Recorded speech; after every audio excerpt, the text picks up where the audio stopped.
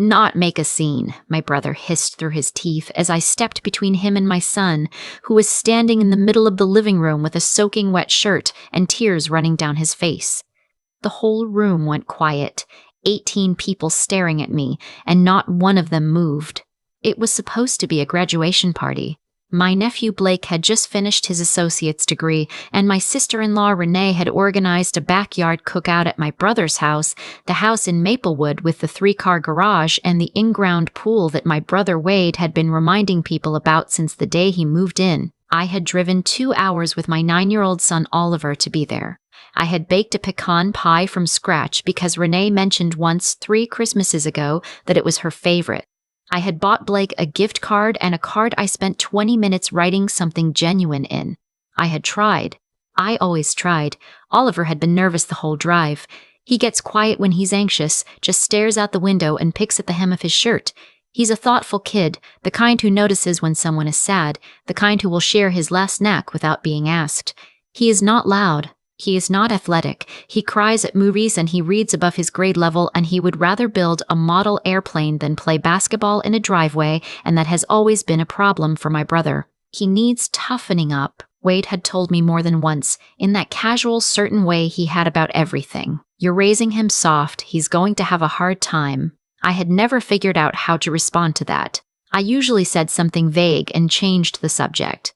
I was the younger sister. I had been changing the subject for 31 years. The party was fine at first. The food was good, the weather held, and Oliver found my cousin's daughter near the drink table, and they spent an hour talking about some video game I'd never heard of. He was smiling. I stood near the grill and felt the particular relief of a family gathering that might, this time, go okay. It didn't. I was inside refilling my cup when I heard it, the sudden burst of laughter from the backyard, the kind that has a mean edge to it, sharp and collective. I set my cup down and walked to the sliding door. Oliver was standing in the center of a loose circle of people near the pool. His shirt was drenched, dark with water clinging to his chest. His hair was plastered to his forehead. His face was doing that thing it does when he's trying very hard not to cry, jaw tight, eyes wide and shining, chin trembling. Wade was standing a few feet away, holding an empty pitcher, grinning. "It's just water," he was saying to the people around him, loud enough to perform for them. "Kid needs to lighten up, can't take a joke." My nephew Blake and 2 of his friends were laughing near the pool's edge. My sister-in-law Renee was covering her mouth. Whether to hide laughter or disapproval, I couldn't tell. My mother was sitting in a lawn chair near the back fence, and she was smiling, the same wide, delighted smile she used to get watching Wade play Little League, like this was just another thing he'd done well. I pushed through the sliding door. "What happened?" I said, walking straight toward Oliver. "Nothing," Wade said, still grinning. "Birthday prank. I got him with the pitcher. He's fine. He's soaked. He's 9. He'll dry." Oliver looked at me, and in his expression I saw something I recognized, the specific humiliation of being made to feel small by someone who was supposed to be family. I knew that feeling intimately.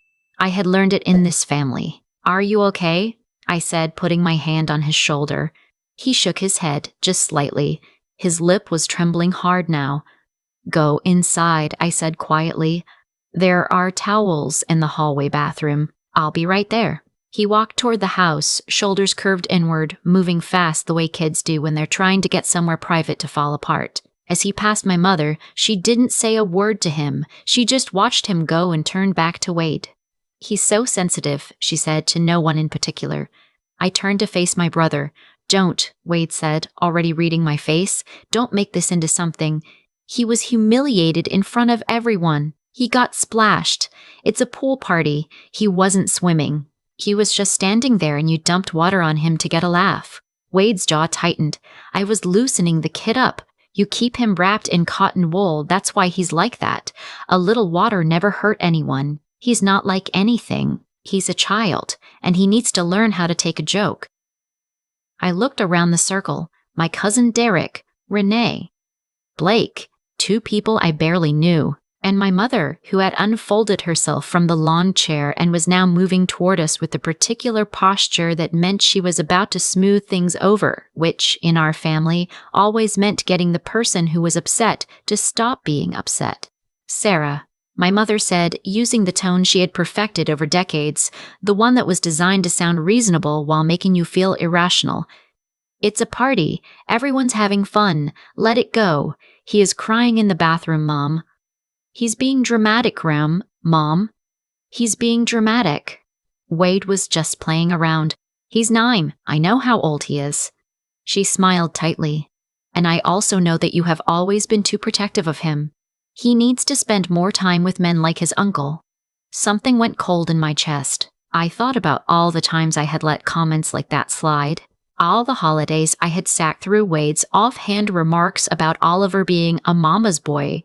All the times my mother had gently suggested that maybe I was the problem. Maybe my parenting was too soft. Maybe I was stunting him by letting him be who he was. I had swallowed all of it. Every single time. "Apologize to him," I said to Wade. Silence. Wade actually laughed. "Excuse me. Go inside, find your nephew, and apologize for a prank, for humiliating a child for your entertainment." "Yes." Wade's face changed. The grin dropped. He stepped forward, and I held my ground, which I think surprised him because I had spent my entire adult life stepping back. "You need to watch your mouth," he said, low and controlled, "and you need to apologize to my son." "Get out of my house." He said it simply, flatly, the way you would say it to a stranger. "You're done here. Pack up your kid and go." My mother inhaled sharply. "Wade." "No," he said. "She wants to come here and lecture me in front of my guests on my son's graduation day? She's done. Leave, Sarah." I looked at my mother. She looked away. I looked at Renee.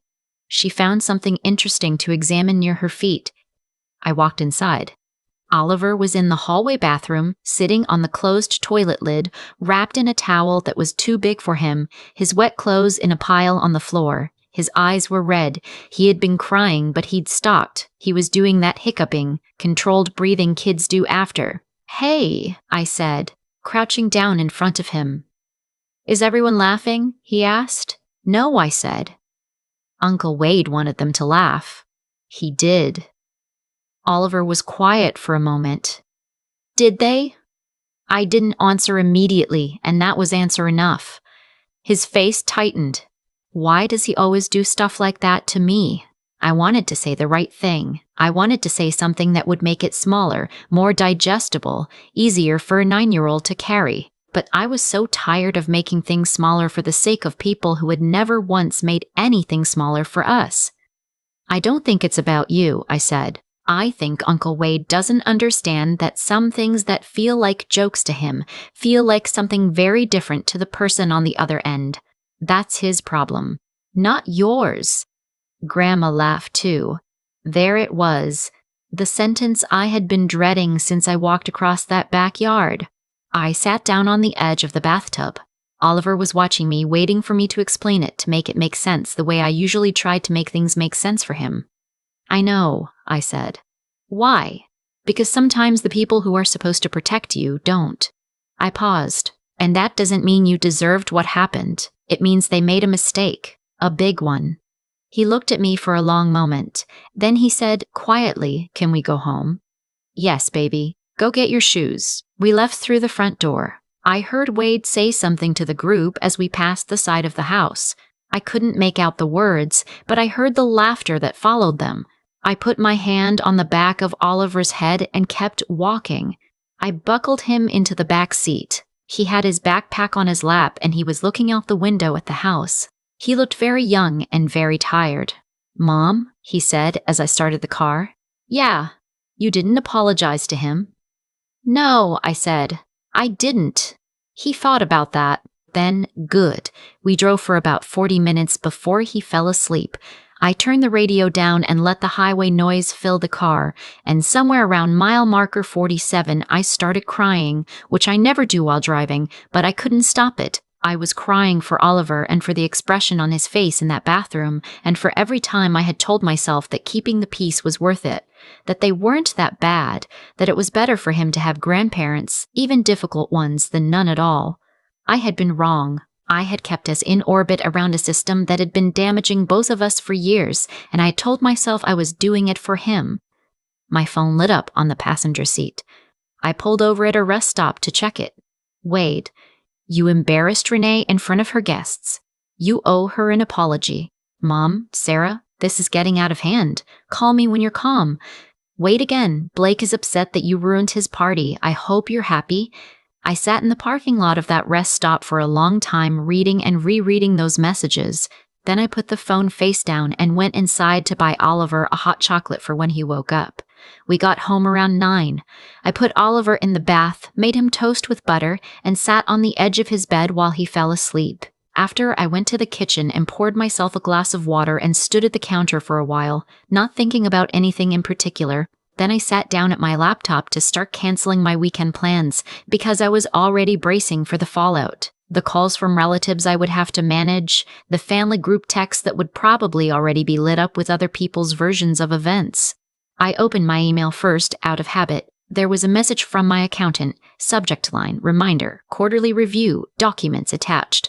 I almost closed it without reading.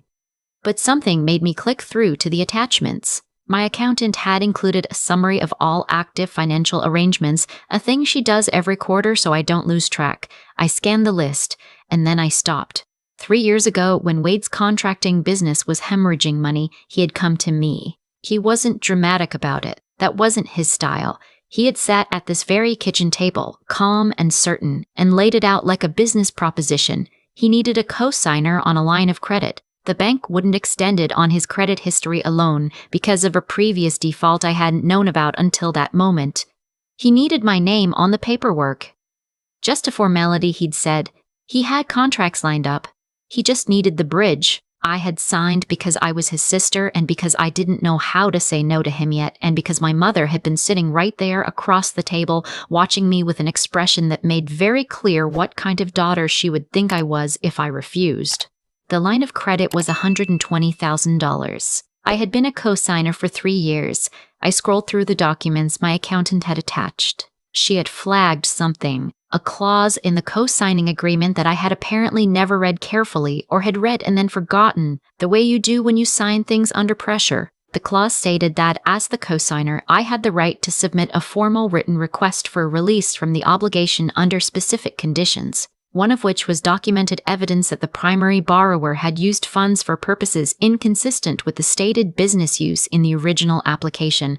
My accountant had attached a note. I was reviewing this per your request for a full financial picture. I'd recommend discussing this clause with a lawyer. I've highlighted the relevant section. I had not requested a full financial picture. She sent it every quarter regardless.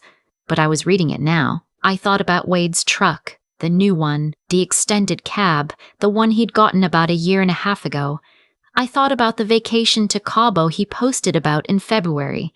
I thought about the deck he'd added to the back of the house, which Renee had mentioned cost $40,000. The business line of credit was intended for equipment and payroll. My hands were steadier than I expected. I forwarded the email to my personal folder, then I wrote a note on a Post-it and stuck it to my laptop screen. Call attorney Monday. Financial release clause. Then I went to bed. I slept better than I had in months. Monday morning, I called a lawyer, a woman named Harriet, who had been recommended to me years earlier and whose card had been in my wallet ever since. I explained the situation. She asked me to email her the documents. 2 hours later, she called me back.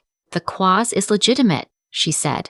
And based on what you've described, the use of funds for personal expenditures, the vehicle, the vacation, any home improvement projects not tied to the business could constitute grounds for a release request. It'll take some documentation, but it's viable. Do you want to pursue it? Yes, I said.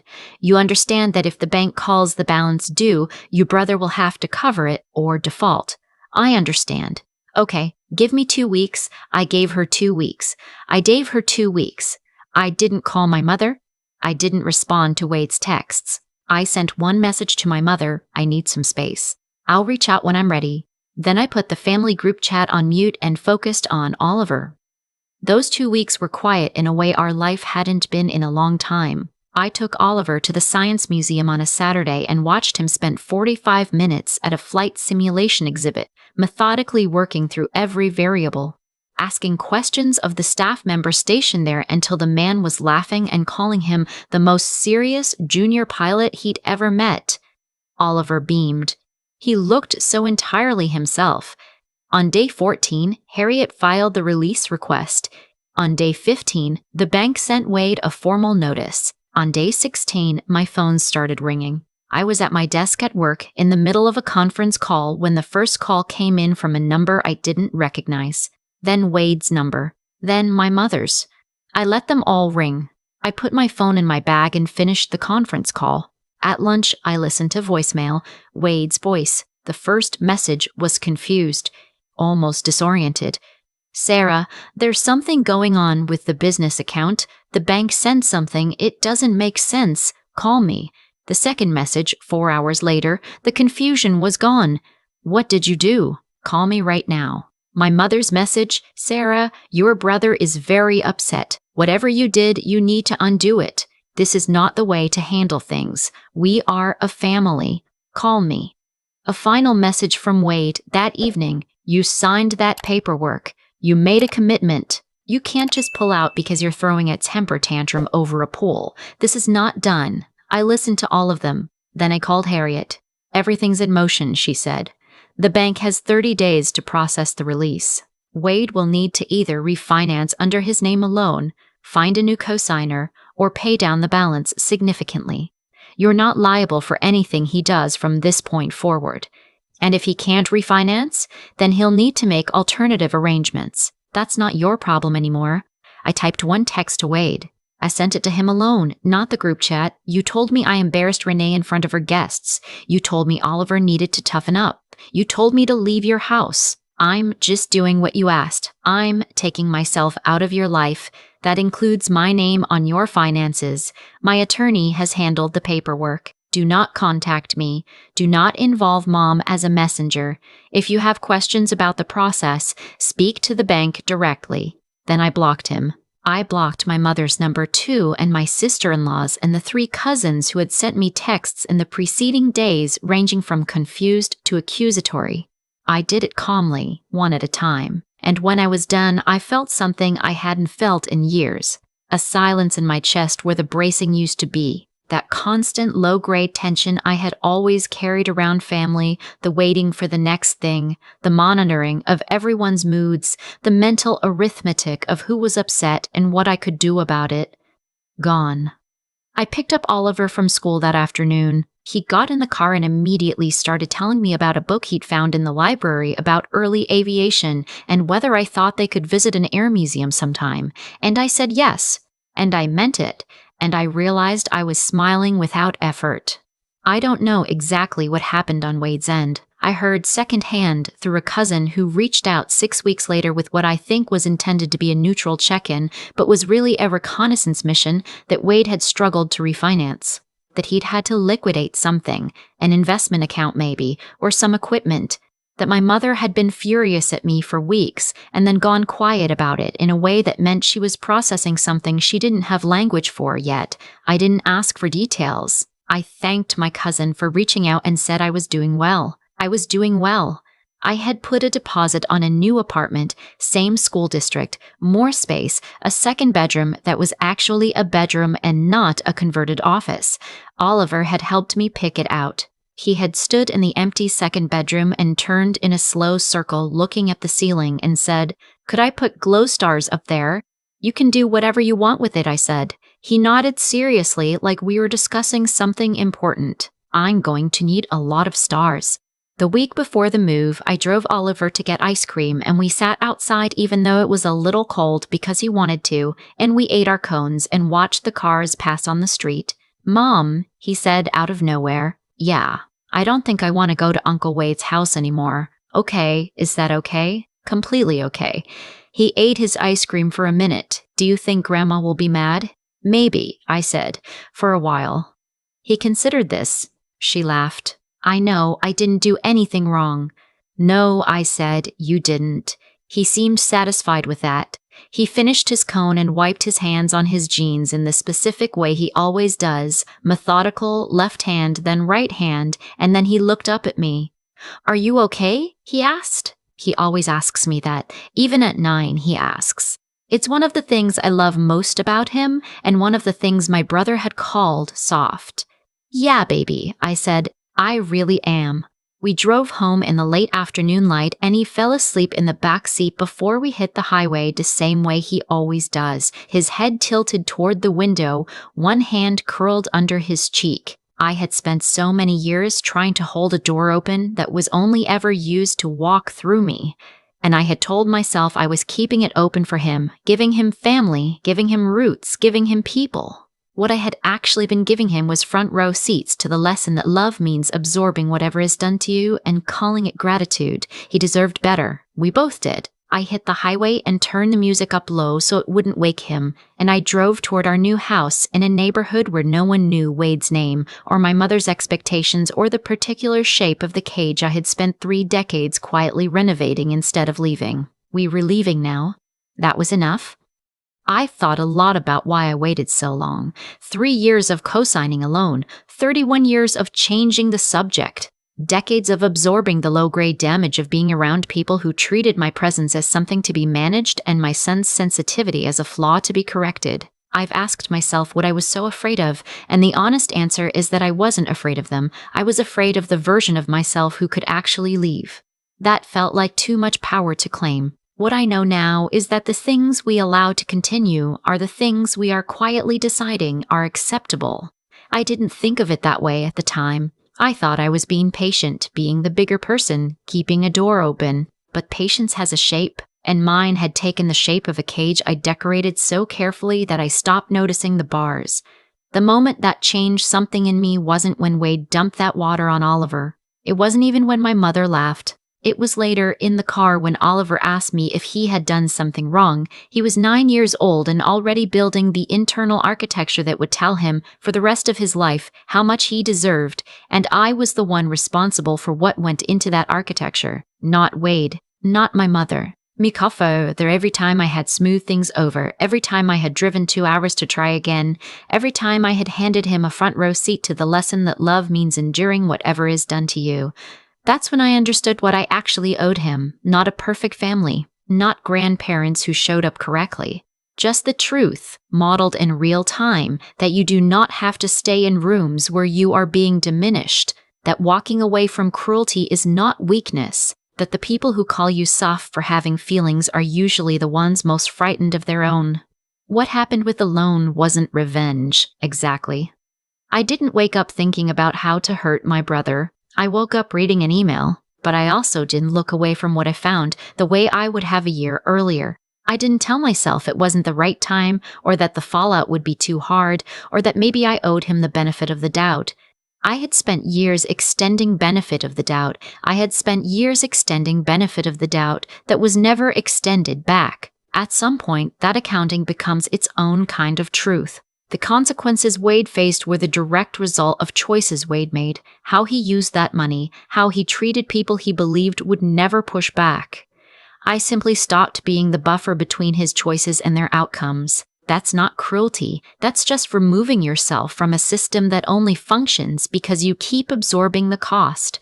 Oliver is doing well. He's got glow stars on his ceiling now, arranged in patterns he researched himself. He still asks me if I'm okay, still shares his last snack, still cries at certain movies. He is exactly who he is, and I have stopped apologizing for that to anyone, watching him be entirely uncomplicatedly himself. That is what I was protecting when I finally stopped protecting everyone else first. I think about what I would tell the version of me who signed that loan at the kitchen table, with my mother watching, not knowing how to refuse. I'd tell her that the cost of that signature wasn't just financial, that every time you buy someone's approval with something real, your name, your savings, your silence, you teach them exactly what you're worth to them, and they will never offer more than what they've learned they need to. You teach people how to treat you. It took me a long time to believe I was allowed to teach something different.